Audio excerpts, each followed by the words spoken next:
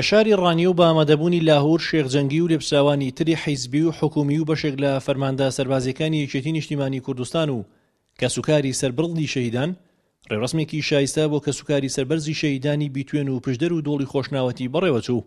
لە ڕێوڕەسمەکەدا کە ئامانزدەی ڕێزگرتن بوو لەو شەهیدانەی کە لە کاتی پارێزگاری و لە لووتکەی شانازیدا شەهید بوون لە ناوباوەشی پڕخۆشەویستی کەسوکاری سەربەرزی شەهیداندا پێشوازی کرا لە لاهور شێخ جەنگی و هەمووان پشتیوانی و بەردەوامی ڕێبازی مامی گەورەیان دووپات کردەوە و ڕایانگەیان وەکەمیشە خوێندکاری بۆ وەفای ڕێبازی ڕابەری گەورەی نەتەوەی کورد سەرۆک مام جەلال دەبن.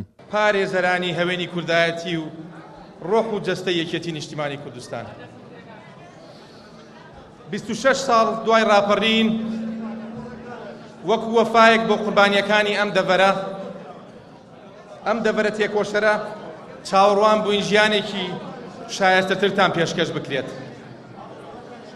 ئێوە کە ڕەشبگیری سوپا و داگیرکەرانی بێگانە و بردومانە خوێناویەکانی بەعس و پەلاماری دەوڵەتانی دراوسێنەی ڕووخاندوون دڵنیام دەبنە هەوێنی ڕاستکردنەوەی کوردایەتی و بۆ ڕاستکردنەوەی چەوتیەکان و ئاوەدانکردنەوەی خاچی پیرۆزی کوردستان ڕاپەڕینێکێتی لەسەر دەستان دەست پێ دەکا و دڵنیام گەیشتن بەو ڕۆژە کە ڕۆژی ئاسوودەکردنی ڕۆحی شەهیدە سەربەرزەکانمان و ڕۆژی هەڵهاتنی خۆری هیواکانتان بێت زۆر نزیکە.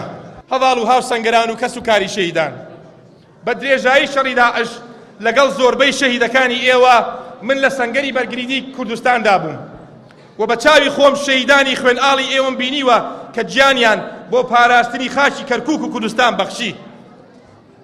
تەریقەتەکەمان لە کەرکووکە و فەلسەفەی حیزبەکەم کوردستانیە و ڕێنمایەکانی مامی گەورەشم پاراستنی کورد و کەرکووکی قودسی کوردستانە.